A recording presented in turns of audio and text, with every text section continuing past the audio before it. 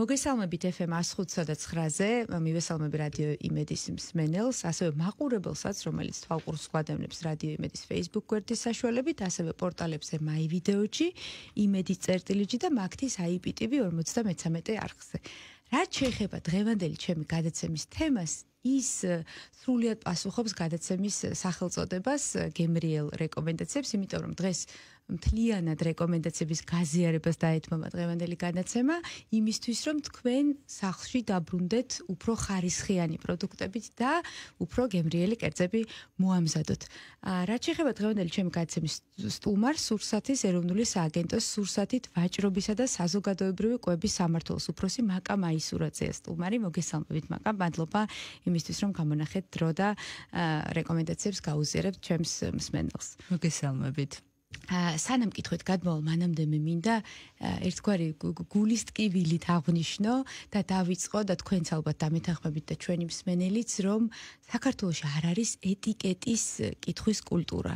და დღეს სწორედ ამას დაეთმობა დღევანდელი დღე, ჩვენ შევეცდებით, რომ ეტიკეტზე მითითებული ინფორმაციის მნიშვნელობაზე ვისაუბროთ და ძალიან მარტივი რეკომენდაციები გაგიზიაროთ, იმდენად მარტივი, რომ აი სკოლის მოსწავლე ბავშვსაც ალბათ შეუძლია რომ ხარისხიანი პროდუქტები ამოიცნოს მაღაზიის დახსა და ამას არ ჭირდება განსაკუთრებული ცოდნა და არც განსაკუთრებულად ბევრი დრო.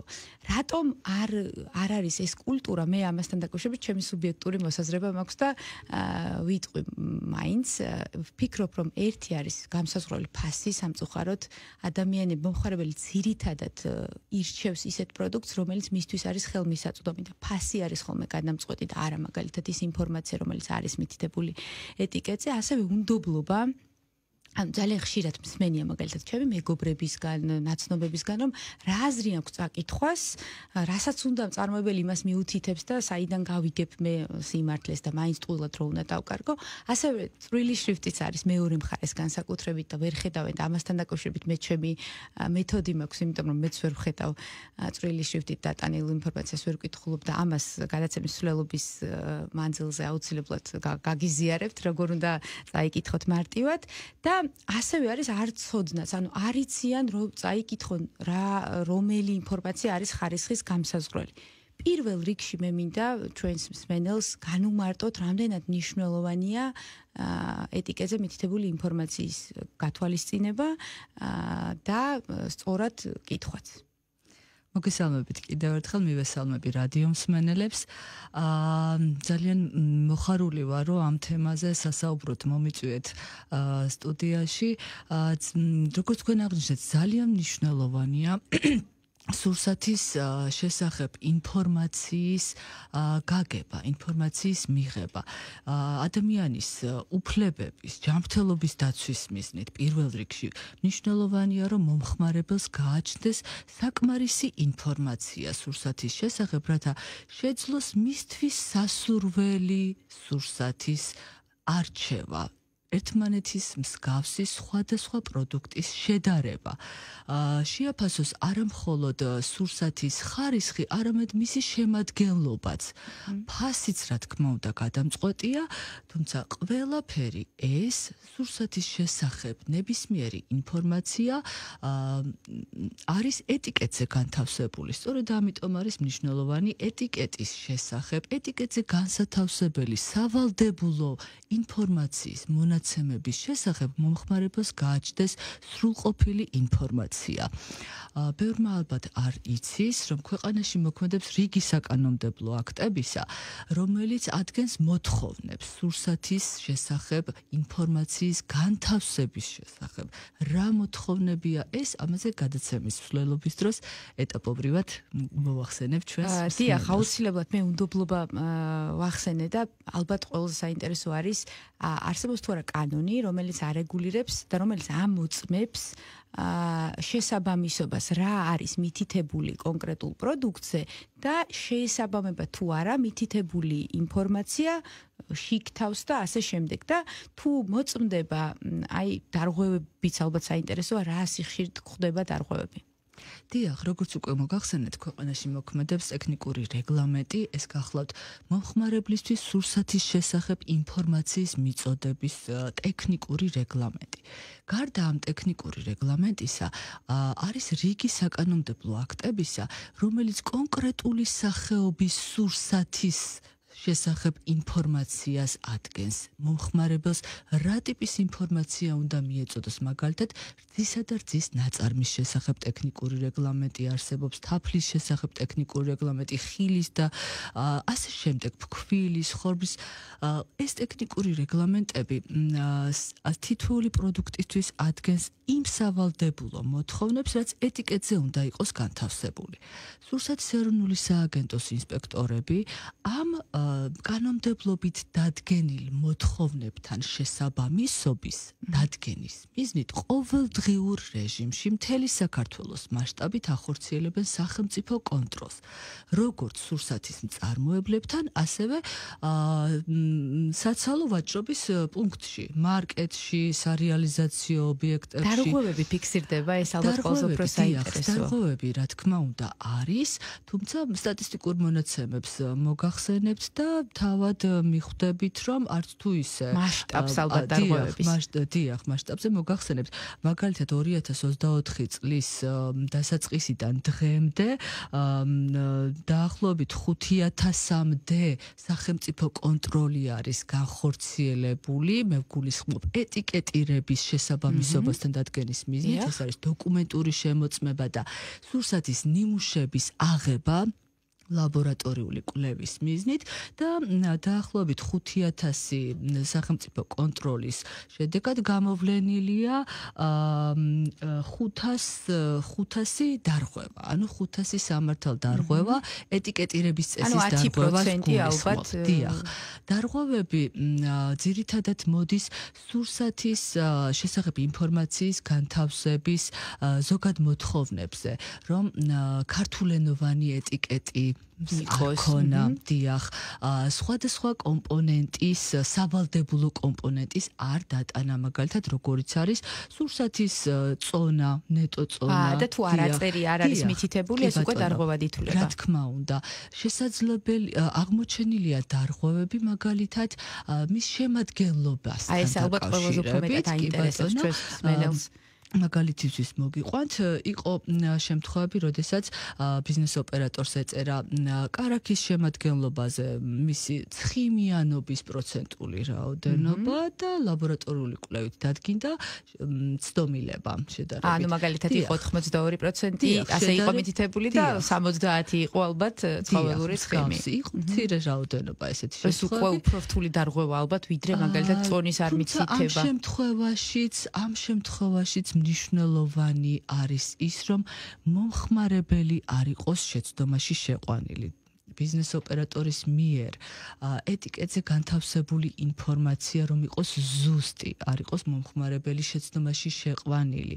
ანუ აი ეს არის ძალიან მნიშვნელოვანი. ამის კონტროლს ახორციელებს სურსათის ეროვნული სააგენტო სახელმწიფო კონტროლის განხორციელების დროს. გადავიდეთ კონკრეტულ პროდუქტებზე და ალბათ დავიწყოთ რძის პროდუქტებით, იმიტომ რომ რძის პროდუქტები პირველი რომ არ ღირს იაფი, მეორე მიზეზი რატომ არის მნიშვნელოვანი განსაკუთრებით რძის პროდუქტებზე ხაზგასმა, იმიტომ რომ ეს არის ბავშვებისთვის აუცილებელი პროდუქტი და ბევრი დიდი ძალისხმევით ყიდულობს ხოლმე და რა თქმა უნდა ყველას უნდა რომ სახლში მიიტანოს ის ანუ ხარისხიანი და ამ შემთხვევაში ჩვენ ვიცით რომ ბაზარზე არის ნაკლებ ხარისხიანიც წარმოდგენილი, უფრო მაღალი ხარისხის, ამის უფლება ანუ ნაკლებ ხარისხიანის წარმოების უფლება მწარმოებელს აქვს, მაგრამ ეტიკეტზე აუცილებლად უნდა იყოს ეს მითითებული. აი, რიგითმა მომხმარებელმა რა უნდა გაითვალისწინოს, მაგალითად, მაწვნის, რძის, არაჟნის, ყველის, კარაქის ყიდვის შემთხვევაში, იმისთვის რომ ხარისხიანით დაბრუნდეს სახლში.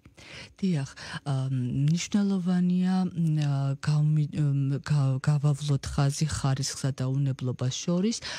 მინდა აღვნიშნო, რომ არ აქვს მნიშვნელობა, როგორი ხარისხის არის ესა თუ ის სურსათი, ის უნდა აკმაყოფილებდეს უვნებლობის მოთხოვნებს. ანუ არ უნდა იყოს ჯანმრთელობისთვის საშიში გასაგებია ეს, რა თქმა უნდა. რაც შეიძლება ზოგიერთი არასაშიშიც შეიძლება არ იყოს მისაღები. ეს ხარისხობრივი მაჩვენებლებიც მნიშვნელოვანი, სავალდებულო და აუცილებელია, რომ ამის შესახებ ინფორმაცია მომხმარებელს მიეწოდოს და მან თავად გადაწყვიტოს, როგორი ხარისხის სურსათის შეძენა სურს. რაც შეეხება რძის პროდუქტებს, დიახ, დაგეთანხმებით, ძალიან მნიშვნელოვანია, რომ მომხმარებელმა მიიღოს ის პროდუქტი, რაც მას სურს. რძის შემთხვევაში, რძისა და რძის ნაწარმის შემთხვევაში, ტექნიკური რეგლამენტით მკაცრად არის განსაზღვრული ის მოთხოვნები და ტერმინებიც კი ნედლი რძე თუ არ ვწდები, ხო? ნედლი რძე იქნება ეს, კარაქი იქნება, არაჟანი, ხაჭო და რძის სხვა ნაწარმი, რომელი ინგრედიენტებით არის შესაძლებელი დამზადება და მხოლოდ რა შემთხვევაში შეიძლება ეწოდოს მას კარაქი.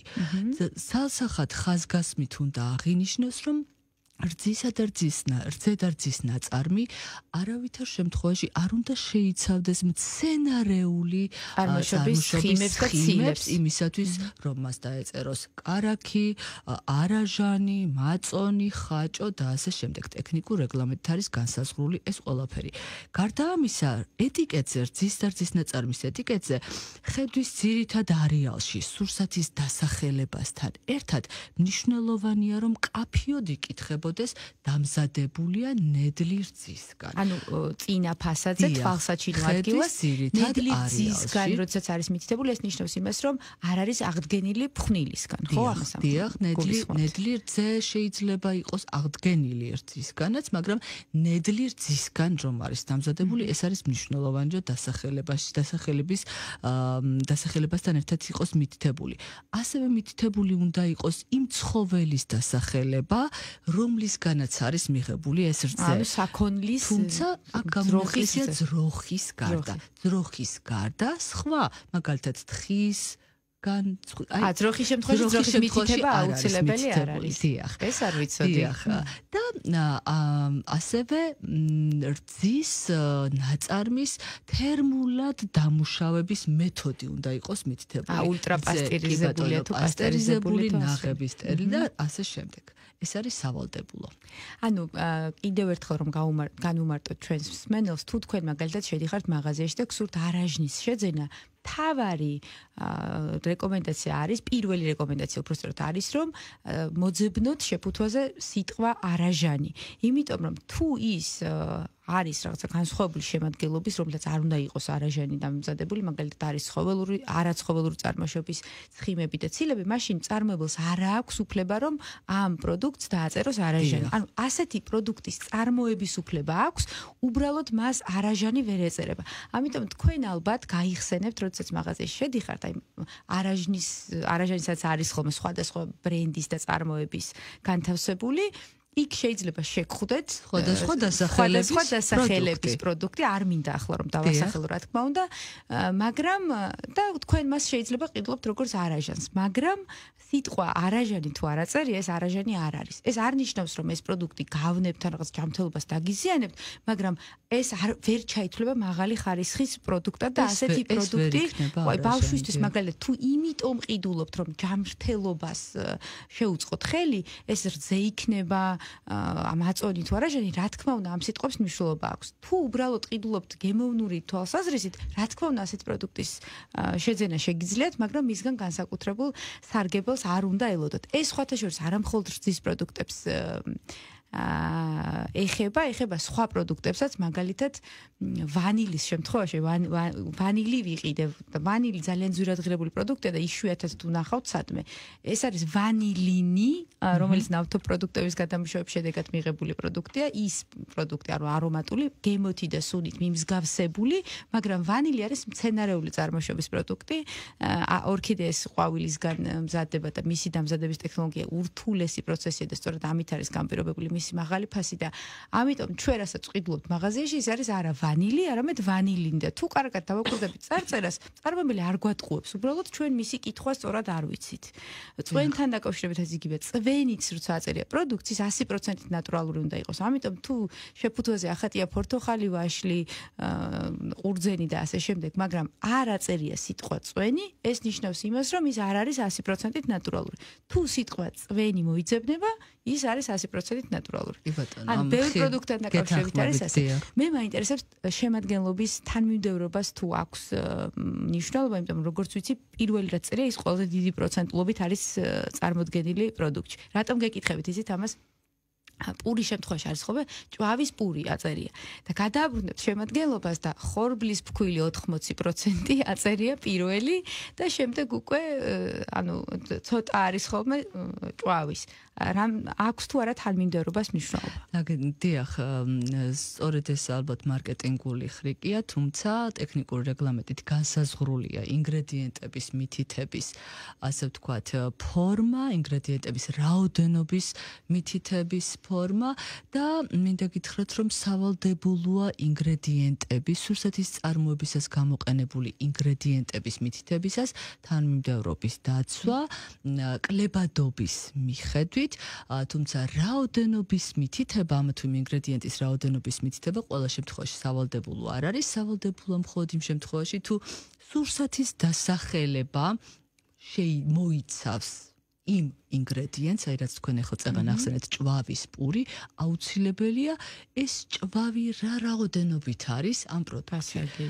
რა თქმა უნდა, დაიწყება კლებადობის მიხედვით იქნება ინგრედიენტების ჩამოთვლა და აღნიშნული იქნება რაოდენობაც. პროცენტული რაოდენობა სურსათში მისი შემცველობის.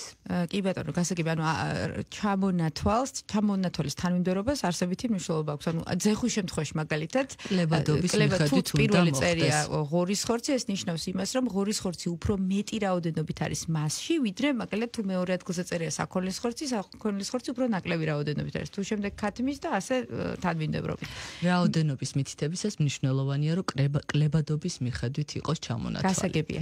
მაინტერესებს აი თვალსაჩინო ადგილას მითითებული ინფორმაცია თუ არის სავალდებულო, ანუ წინა ფასადზე ის ინფორმაცია, რაც აუცილებლად უნდა იყოს დატანილი ამა თუ იმ პროდუქტზე. დიახ, მოგახსენებთ. სურსათის შეფუთვაზე ხედვის ძირითად არეალს ვუწოდებთ ჩვენ ამ ასე ვთქვათ წინა მხარეს და არის განსაზღვრული მონაცემები, რაც სავალდებულოა, რომ ძირითად არეალში იყოს.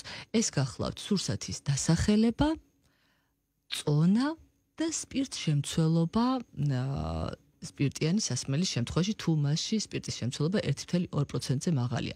ეს არის ხედვის ძირითადი არეალი, თუმცა ეს გამონაკლისი ამ შემთხვევაში არის მინის ბოთლები, რომელიც მრავალჯერადი გამოყენებისთვის შეიძლება იყოს ასე ვთქვათ განკუთვნილი და მასზე ეტიკეტის განთავსება არ არის შესაძლებელი. ანუ თვითონ რო არის ამოტვიფრული, ამაზე არ აქვს მნიშვნელობა, ანუ და აგრეთვე პატარა შეფუთვის მქონე სურსათზე, აი მაგალითად 10 კვადრატულ სანტიმეტრზე ნაკლები, როდესაც არის სურსათის შესაფუთი, ასე ვთქვათ, მთლიანი შეფუთვა, ზედაპირი. სხვა შემთხვევაში ხედვის ძირითადი არეალი მოიცავს სურსათის დასახელების განთავსების ვალდებულება არის წონის და სპირტშემცველობის. მე როგორც მაქვს ინფორმაცია, მაგრამ არ ვარ დარწმუნებული ამაში და მინდა მიდასტუროთ ან უარყოთ, გენმოდიფიცირებული შემთხვევაში, ანუ საქართველოში არ შეიძლება გენმოდიფიცირებული პროდუქტების მოყვანა, მაგრამ კანონით დასაშვებია სხვაგან მოყვანილის და მაგალითად დაკონსერვებულის ან ასე შემდეგ შემოტანა და დახლებზე განთავსება, ანუ ისეთი პროდუქციის, რომლის გამრავლებაც შემდეგ შეუძლებელია დათესვა და მოყვანა. და ასეთ შემთხვევაში მე როგორც ვიცი, ვალდებულება აქვს მწარმოებელს, რომ თუ პროდუქტი არის გენმოდიფიცირებული, მაგალითად სიმინდის კონსერვი, ეს უნდა იყოს მითითებული. ეს ასეა, იცით რატომ გეკითხებით? ალბათ 6 წლის განმავლობაში მუდმივად ვაკვირდები ხოლმე პროდუქტებს და ჯერ ასეთი შემთხვევა არ მქონია, არ აღმომიჩენია, რომ პროდუქტი არის გემეო და უნდა იყოს მითითებული და ამ თვალსაზრისითაც თუ ყოფილა დარღვევა, აი არაწერია დაუშვეთ და შეიცავდა. დიახ, გეთანხმებით, თქვენ სწორედ აღნიშნეთ, საქართველოში ცოცხალი გენმოდიფიცირებული ორგანიზმების, როგორც იმპორტი, ასევე აქ წარმოება აკრძალულია, თუმცა ეს არ ეხება გენეტიკურად მოდიფიცირებული ორგანიზმების შემცველი სურსათის რეალიზაციას და მოხმარებას. ანუ არაგამრავლებადი, ასე ვთქვათ, ცოცხალი აკრძალულია და ეს ორგანიზმების და კომპონენტები დასაშვებია, თუმცა გარკვეული ვალდებულებით, რომ ასეთი სურსაც უნდა ჰქონდეს ნიშანდება. გენეტიკურად მოდიფიცირებული ორგანიზმების შემცველი სურსათის ეტიკეტზე მარჯვენა კუთხეში უნდა იყოს GM აღნიშნა წრიულ ფორმაში, ასეთი ეტიკეტის არარსებობის შემთხვევაში ბიზნეს ოპერატორი ჯარიმდება 5,000 ლარის ოდენობით, განმეორების შემთხვევაში ეს ორმაგდება და ეხლა მოგახსენებთ ჩვენს შედეგებს, ჩვენი სახელმწიფო კონტროლის შედეგებს, რომელსაც 2014 წლიდან სურსათის ეროვნული სააგენტო წლიური პროგრამის ფარგლებში გეგმურად მონიტორინგს აკეთებს.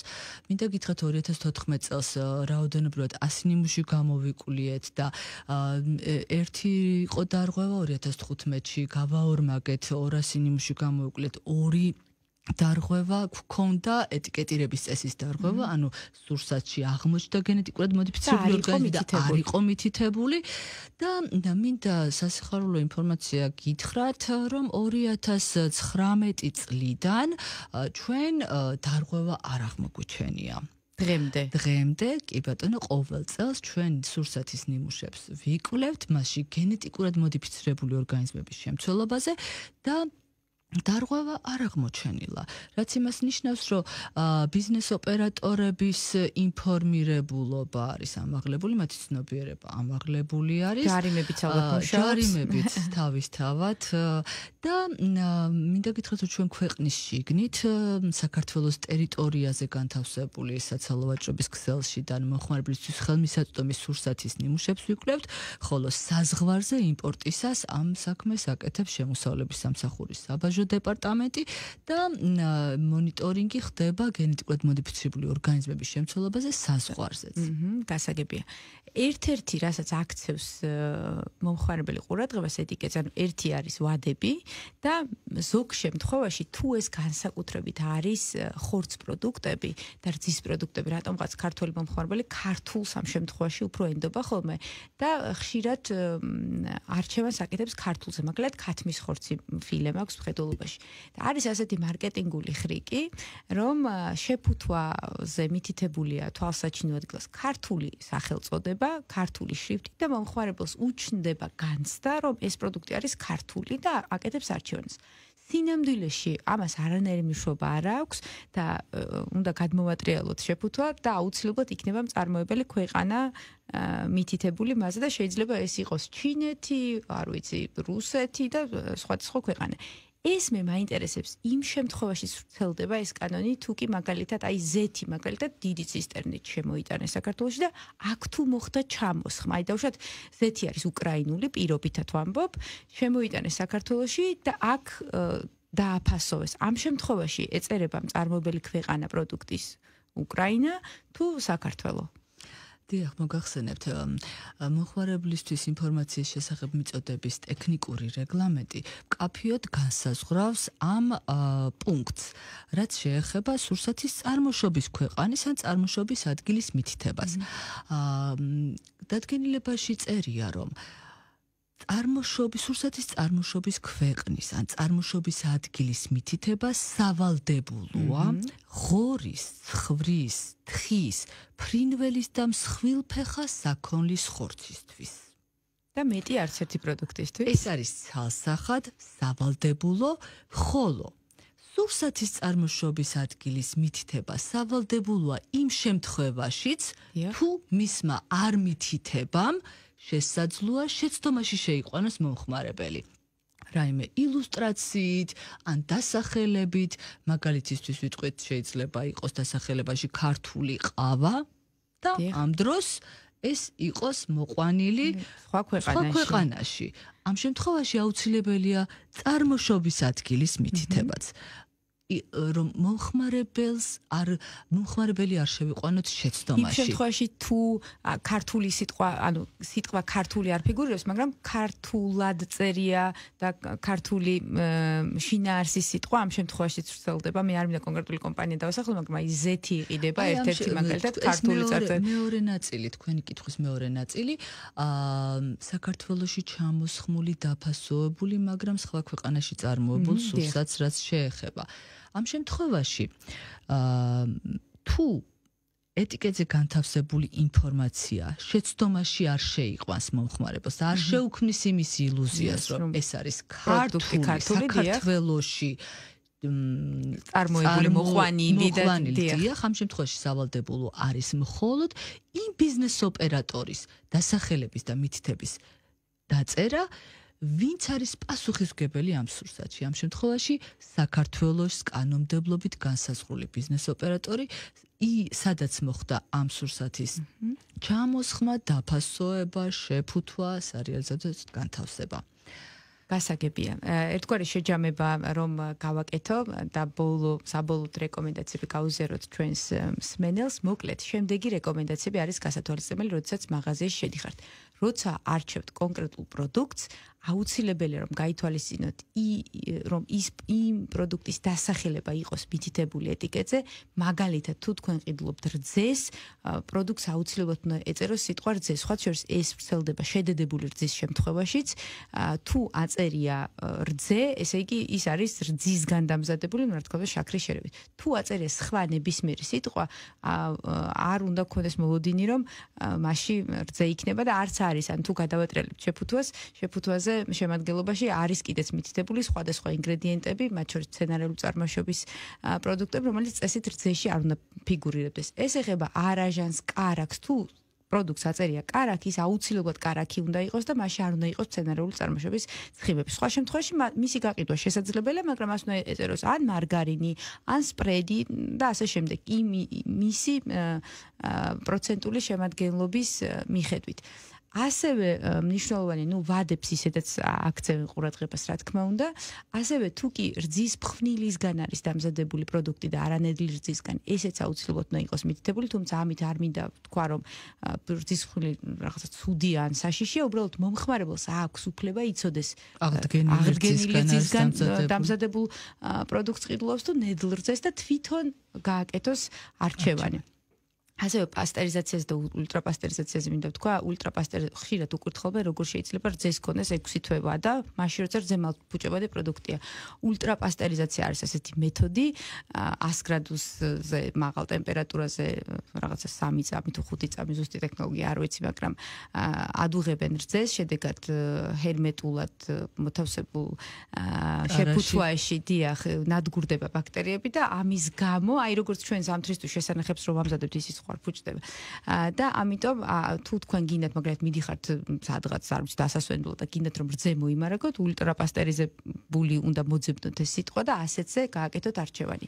და თუ თქვენთვის მნიშვნელოვანია მწარმოებელი ქვეყანა, აუცილებელია რომ გადაატრიალოთ შეფუთვა და იქ მითითებული იქნება მწარმოებელი პროდუქტის მწარმოებელი ქვეყანა და რაც შეეხება მე დავპირდი ჩვენს მსმენელს წვრილად დატანის შრიფტს მეც მიჭირს ხოლმე და ფოტოს ვუღებ, შემდეგ მოვაახლოებ ამ ფოტოს და ასე ვეცნობი შემადგენლობას. შრიფტის ზომაზე გავამახვილებ ყურადღებას, ტექნიკური რეგლამენტით არის განსაზღვრული შრიფტის ზომაც.